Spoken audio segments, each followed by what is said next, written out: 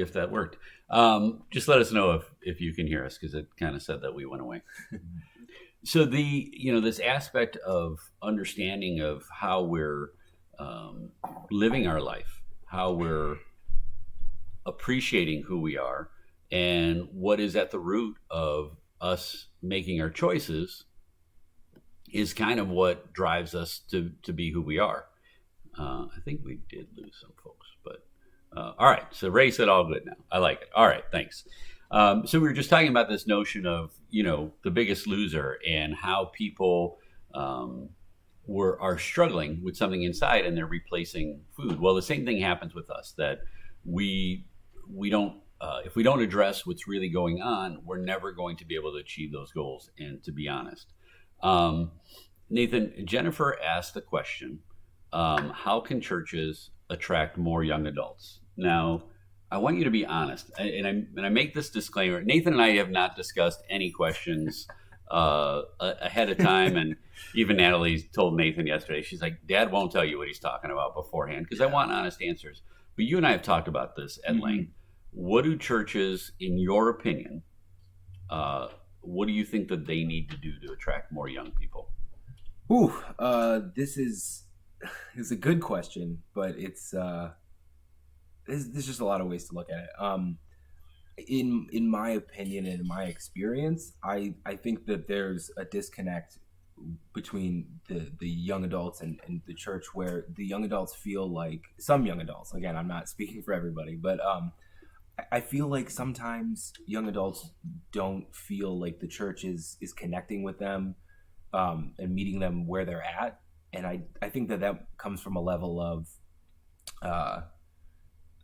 sometimes we feel like the church isn't necessarily being real with us. So I feel like sometimes it might just be better to adjust the way that we're messaging things to younger adults, so that they feel like they're being heard and they're being talked to in a way that they can understand and they can communicate back and forth with, their pastor or, other people at their church. I mean, you've even talked about that if young people are going to go to church, then they want it to be church. They don't want it to be entertainment. I mean, do you still feel that way? Like, it needs to be quality, but you've had opinions about church being church. I'm sorry, I have to interrupt you. It stopped altogether. I have people asking questions. So. Okay. It's not coming. My producer, she said that it's not coming through. So I know some of you can hear. So if you just hang in with us, it seems to be operating fine. So Facebook is not going. So let me ask you this. So we've talked about how just the traditional aspect of church, that you are there to worship and you are there to experience God in a different way, and you don't want church to water it down necessarily. No, I feel like the more that it tries to become this sort of like immersive experience with all this, really big music and modernizing all this stuff. I mean, modernizing things is fine because you want to connect with, younger audiences, but sometimes, like you said, it does kind of feel like it gets watered down, or I don't know. It feels like you want an authentic, real message. Yeah. We want to feel like we're being, something like the church is being honest with us, and it's, yeah. You said it well. Well, and different articles have talked about how the church focuses on young adults like they're going to save the church. And it's like all this pressure, like we need to do everything that we can to attract young adults, and that's going to save the church. And young adults in this generation don't want to stand out. They just want to blend in. So they want you to offer something that's available for them, that on their terms, to connect with other young adults, but they don't want you to make it all about them. They're coming to the church because of what it is, not of what it should be. They wouldn't be there if that was the single fact. So attracting them is that they're looking for something that is honest and truthful. So a follow up to that, Nathan, it says that Carolyn works in secular work and she has to be careful about what strikes her and how they don't seem church as relevant at all. How do you think how does somebody mentor young adults that don't have faith? How can somebody who believes in the power of the gospel mentor somebody else who has zero belief at all?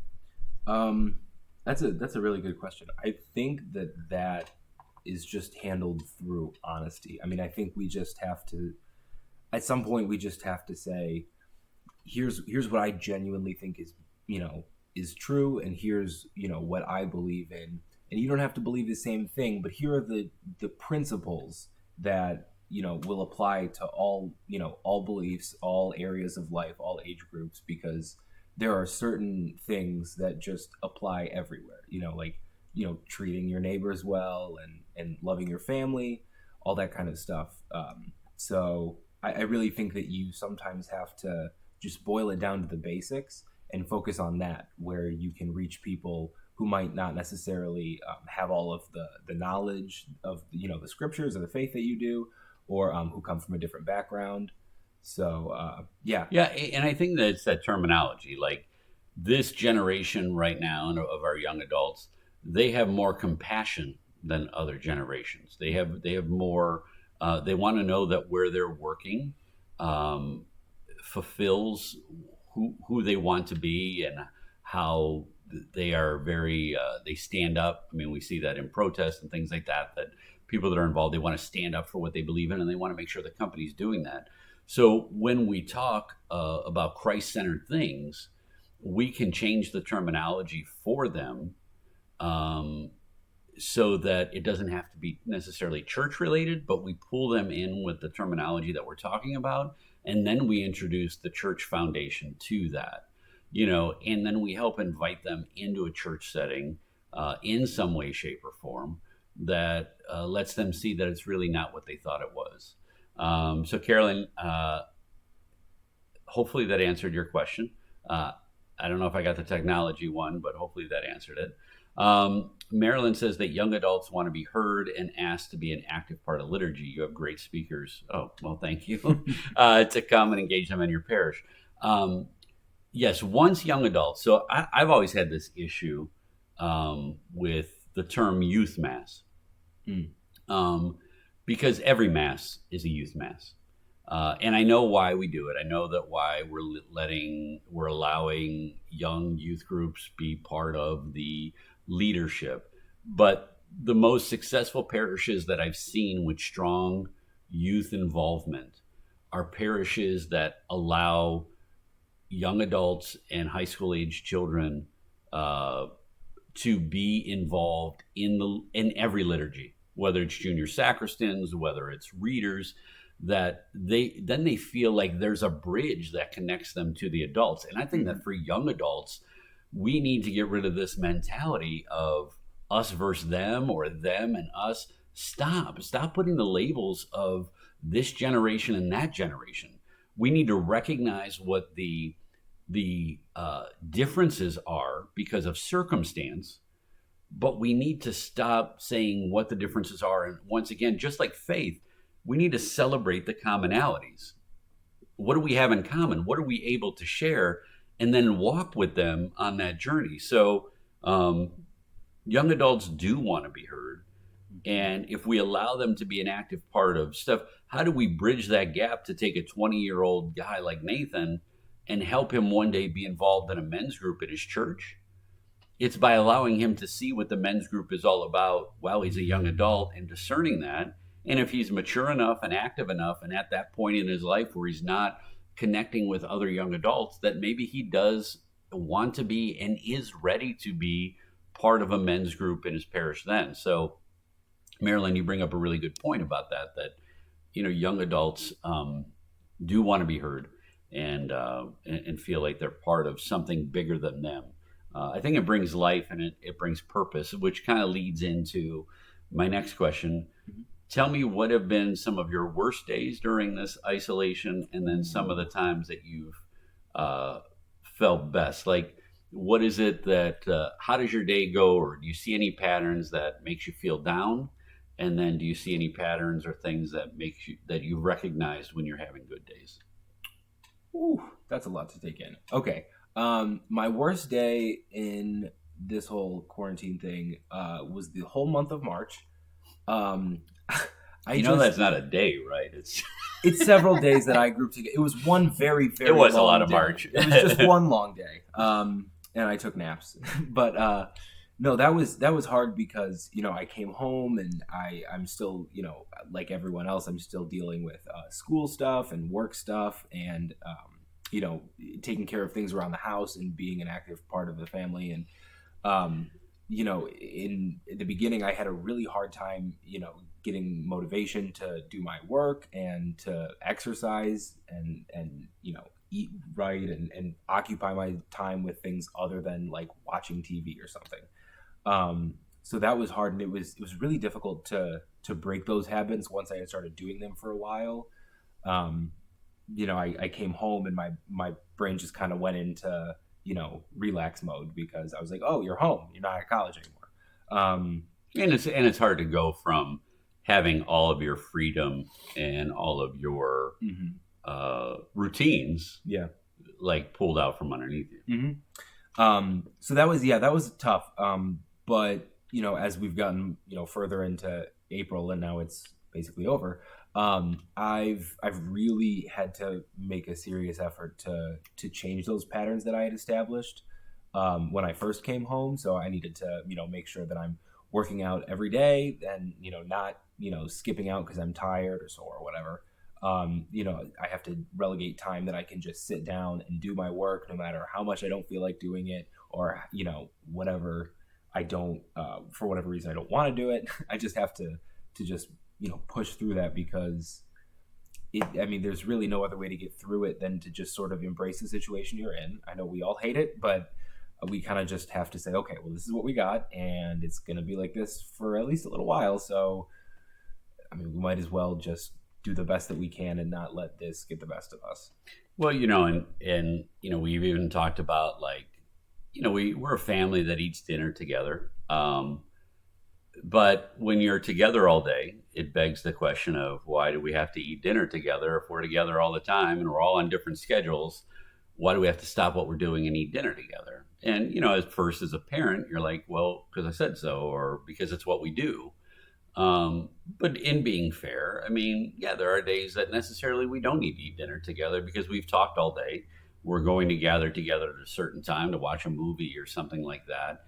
And it's okay to allow the schedules to change because, maybe that's something that I need to work on more or that we need to work on more is being conscious that things change, not because people necessarily want them to, but because they need them to. Because there's something inside that's just saying, I'm kind of dying on the inside right now, and I need some space, or I need, if I'm being honest, I just, it's not that I don't like you people, it's just that I don't want to be around you. And it's hard to hear, but it's the truth. It's just, I watched The Walking Dead as a television show. We've watched it for years. And it was better before. I'm not so sure about where it's headed now, but it was always a great social commentary on what people would become if you took away all of their creature comforts and their sense of comfort and their sense of safety. People just become something different when things change. And we have the ability to use this time to really analyze and be honest with ourselves about what were we missing in life, who are we missing, and also who are we being in that moment. Like Nathan said, you have to go back to a routine in order to get yourself motivated again on your worst day, where most people want to curl up into a ball. You kind of have to push yourself forward out of it. Tina mentioned that, engaging young people to stay focused. It's true. The distractions exist. And again, they exist for adults as much as they do young people, because of technology, and especially now, like phone use has got to be through the roof. It's just a common thing that people are going to and grabbing. But Nathan, when we talk about engaging, and I'll give you a second to think about this, but how do you want to be engaged? Like, what is that word? Sometimes I feel that we throw out general words, but if somebody was trying to engage you, what would they do to draw you in? And obviously Nathan's not every young adult, but for you personally, like they're trying to engage you. Maybe you're not all in, maybe you're not, you're kind of that lukewarm, I may go, I may not. What is it that they can offer and engage you that makes you say, okay, I'll go? For me personally, I just I can't really bring myself to interact with people or to do things where I don't feel like people are being genuine. When I feel like people are putting on some sort of behavior, or they're doing certain things or saying certain things because of the people that they're around or the situation that they're in that normally aren't really them, I don't really appreciate that. I feel like being genuine is at the very, very base of how to engage somebody, because when somebody is being real with you, I think there's some sort of connection, because they're being honest with you, they're telling you what they genuinely think, and then that gives you a chance to respond with what you genuinely think, and then you can sort of have this back and forth about whatever you want. But I think that's really important, is to be genuine. Yeah, I think so too. I told a group of ministry professionals one time during a conference that, and this is great advice for all of us. They were asking me a similar question: how do I engage my young people? What do we do?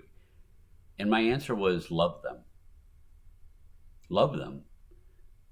When all else fails, let them see that you love them.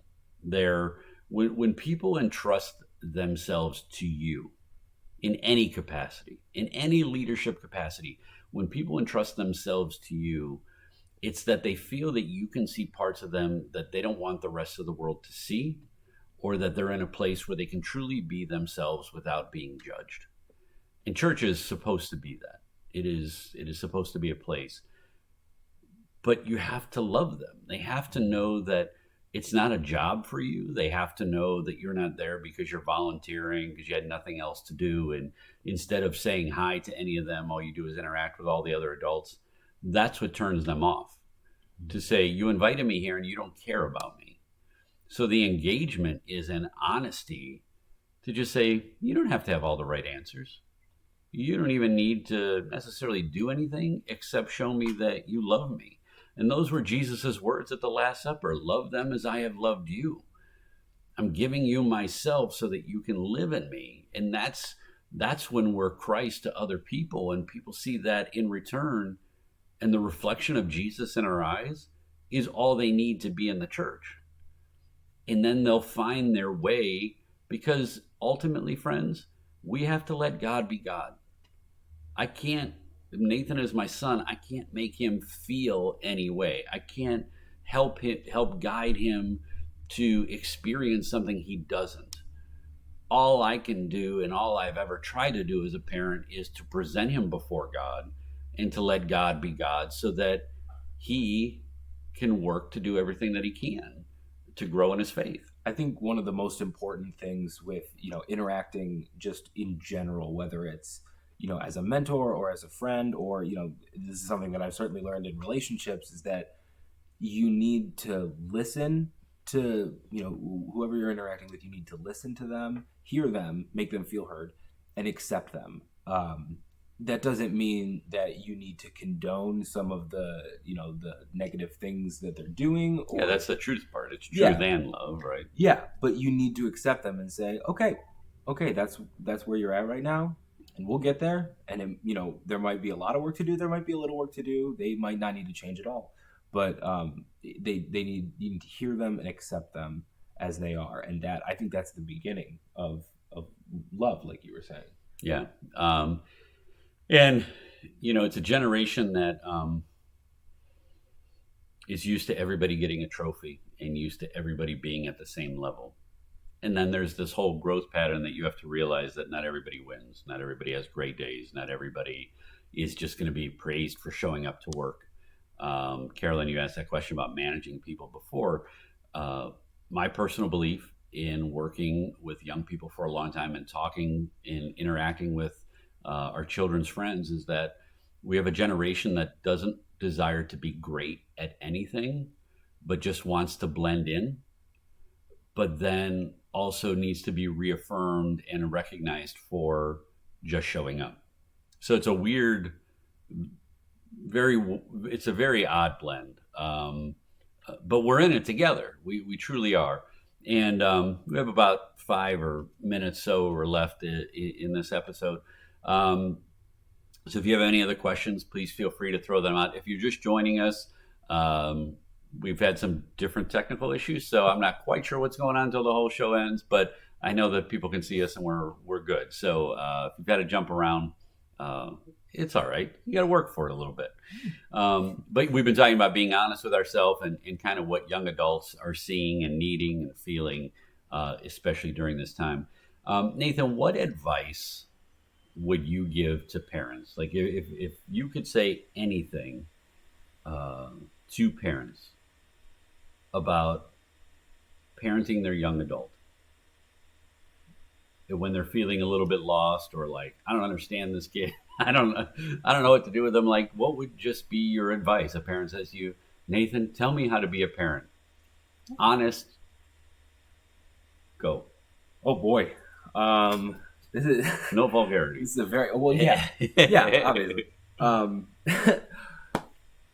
That's a lot. Just it goes without saying, I know nothing about parenting. I'm 20, but I think it's very important. From what I've seen with other people's parents that have done great jobs, and others that they didn't. Other people that I know that they feel that their parents didn't do such a good job. I think you have to show your kids that you are really trying. You are there. You're there for them. You're doing the best that you can. But you're not perfect. I mean, nobody's perfect. Your kids aren't perfect. Certainly. You know that.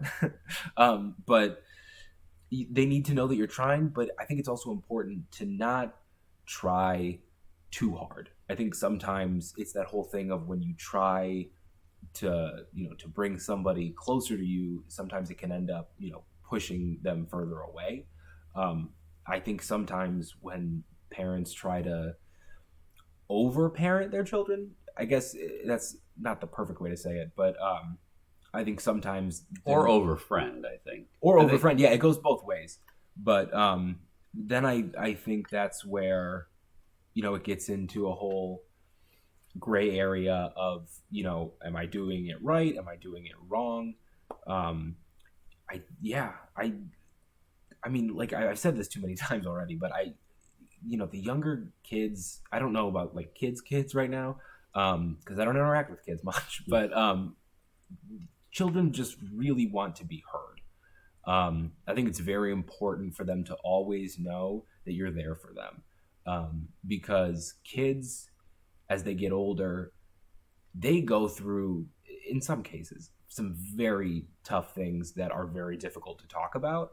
And I think sometimes there's that fear of, if I bring this up, or if I talk about this, I'm not going to be listened to, or, they're not going to get it. Right. And I think it's really important that there's that honesty, that openness, and that ability for your child to say, okay, here's what I'm dealing with. Here's what's happening. I need help. Parents really are there to help their kids. I know that's something that, you and Mom have always talked about is, we're there for you no matter what's going on. You can come talk to us about whatever it is. I think you just really need to your child needs to know that you're going to have their back no matter what. Well, and yeah, I mean, if you make a mistake, I mean, we've all done dumb stuff growing up, but my rule has always been here that if you get into a situation that is bigger than you, please come and get my help. We'll deal with the consequences later. I would rather you not try to fix it yourself and make it worse. I would rather you come to me. It'll rock my world and we'll figure it out, but let's do it together rather than you trying to journey alone and who knows what that leads to. So, and I always think about the fact that what is that balance right now of parenting, friendship, journeying? It's the way. I don't want to hear that parents shouldn't be their kids' friends. 30 years ago, that was correct. It's a different generation. The communities are not taking care. It's not a village that is taking care of kids anymore. It's not that we can entrust the school to give the best or to discipline. We're kind of on our own. You've made me be a helicopter parent. You've made me focus on my children way more than I thought I would ever need to. But I have to because I feel like I'm in it alone and other people aren't worrying about their own children. So how can I expect them to worry about my children? So I've pushed for that and I fight for that.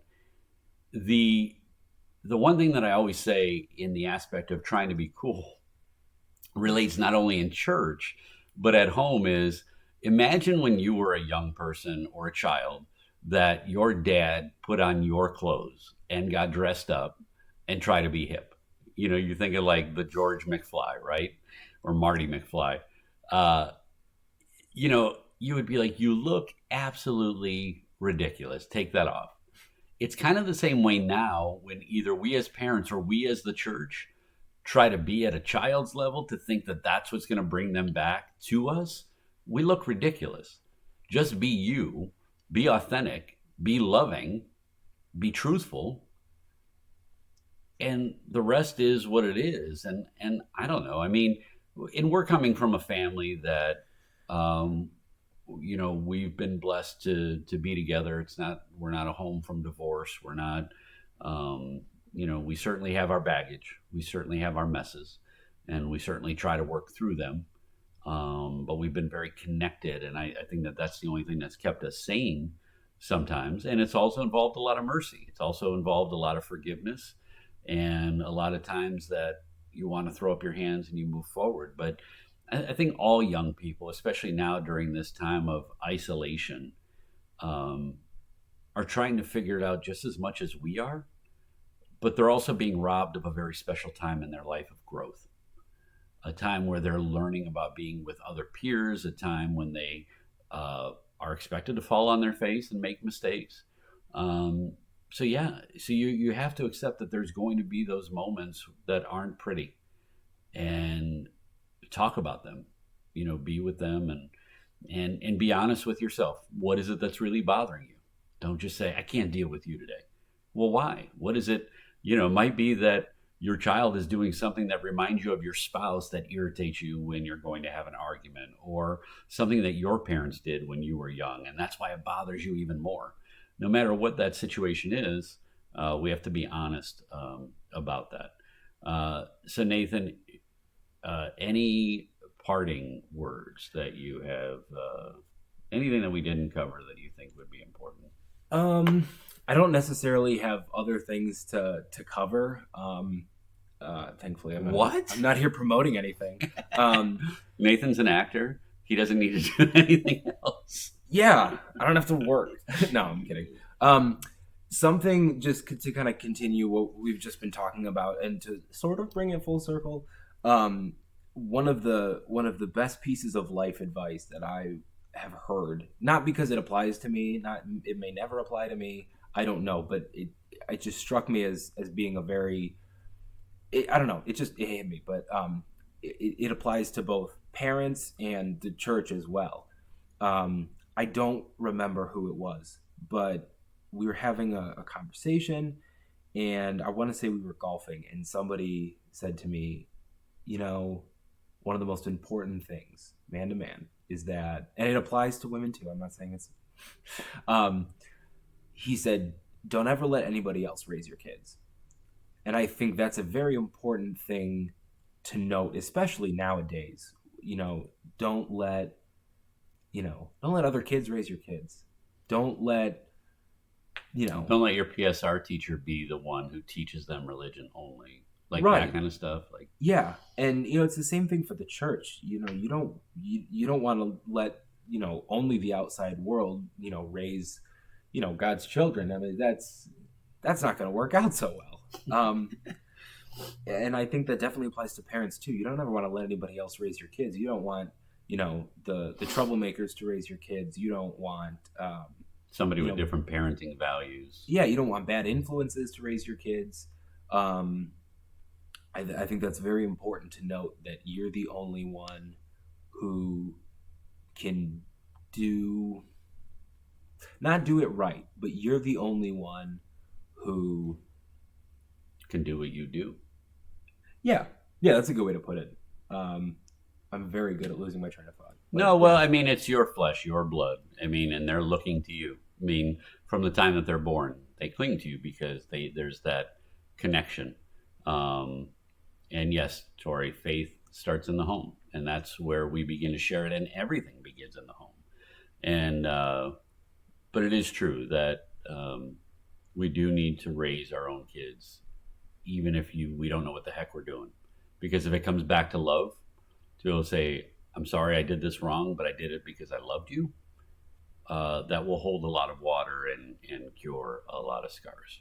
So we're hitting the 45-minute mark, so we're going to go ahead and get wrapped up for today. I'm sure that we'll do this conversation again. If you have any other questions that you want to ask, feel free to send them by private messenger. We can do anything else. Here's what I'm going to do. I have a topic picked out for tomorrow. But I'm going to let you that if you want to email me today or message me during the day, if there is a topic that you would like me to discuss tomorrow morning on Coffee and Conversation, please email me or send it to me. Something that I haven't covered yet or you want to hear again, send it to me. I'm more than happy to take that into an account and do a show specifically on what you are needing to hear. But I do have to tell you this. This is a real neat thing, and then we'll wrap up. Yesterday, our show was on prayer. It was about isolation. I had not done my prayers yet. I just knew that God was calling people in getting better was this aspect of retreating and being quiet in prayer. And then I got done and I looked at the morning prayer for the day, and it was about go to the upper room and pray to your Father and don't babble, and just the psalm that went with it was be still and know that I am God. And so it was like awesome Holy Spirit moment, and it was really cool to see that I'm doing my best to allow God to control this and guide this. So I hope it's being that for you, but if there's something that I missed, please let me know. So let's just go ahead and end in prayer so we can let everybody go on with their day. And we begin in the name of the Father and the Son and the Holy Spirit.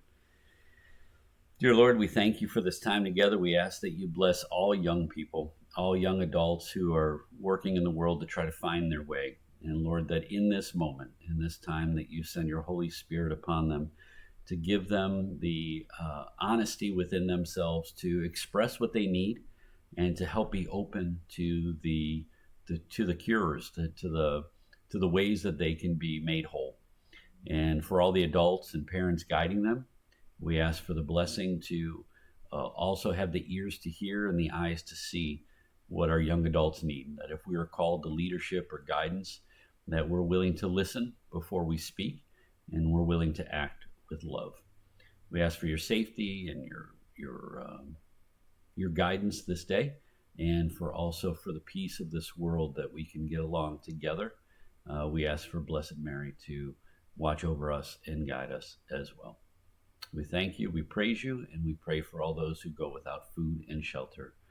Amen. In the name of the Father, Son, Holy Spirit.